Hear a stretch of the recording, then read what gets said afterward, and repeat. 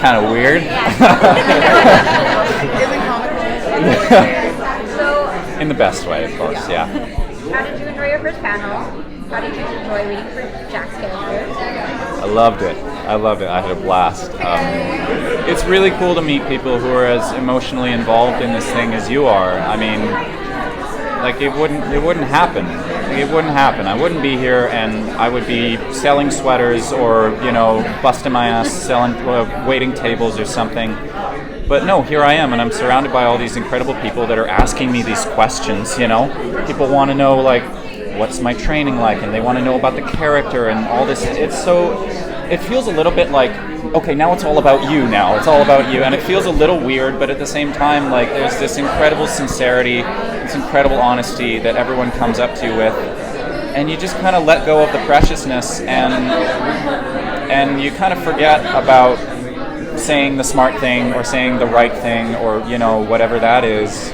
And you kind of just take a breath and you just start talking from your heart, and it's the most amazing feeling. It really is.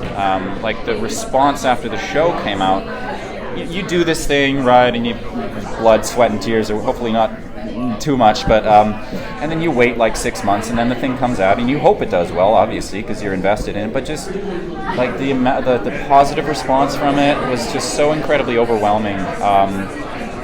It was such a rewarding feeling, and I'm still kind of getting over it, actually. And here we are, like, ramping up to season 2, and I'm at Comic-Con now, and it's the most incredible thing. Yeah.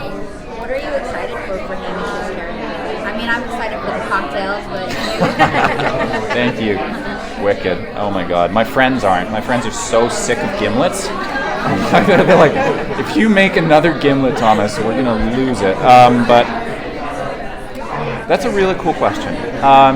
Like, there's the obvious stuff, like I want to crack some skulls, get a little bit of revenge, I mean, like, I remember sitting in the van, like, on the way home, and they emailed us the last scripts for the episode, for the season. And it was awesome, until I get to the last couple pages, and I just start going, oh no, oh my God, oh, and they took the Eye of Apollo, oh God.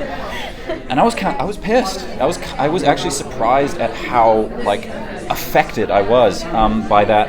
And everyone around me, they're going, oh, it's a good thing, Thomas. It's a good thing.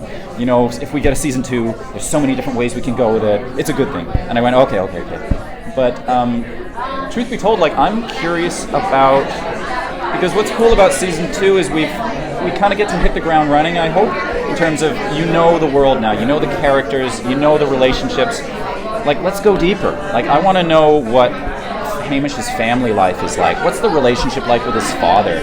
I mean, he's been lying to them for like 8 years so he can stay in college and be a vigilante. There's the mention that, I imagine he's got some kind of like entrepreneurial, tough as nails dad. And the fact that he's in college on his 3rd bachelor degree doing philosophy or something like that, you can imagine like life at home, maybe a little strained, and the other thing I'm really curious about is, and maybe it won't happen, but this is just a personal thing, is there's a mention of an ex-girlfriend, a character named Cassie, who you don't know what happened, but she died, and there's clearly like a tremendous heartbreak there, and there's a grief that I think is unresolved inside the character.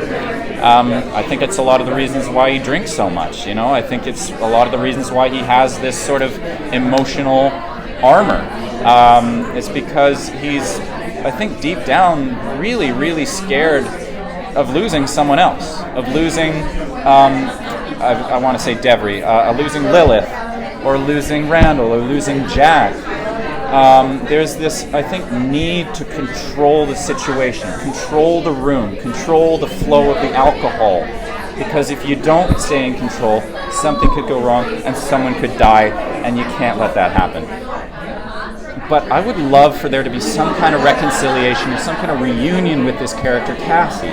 It's a magic show, people, we're in the collective unconscious in episode 8. Even if it's like her going up to him and going, listen, buddy, you really got to let this go, okay? Like, it's been a while. Got to move on. Maybe take it easy on the booze. But we'll see what happens. Maybe he finds love. Who knows? Yeah, that would be kind of cool. Thank you. Yeah. Thank you.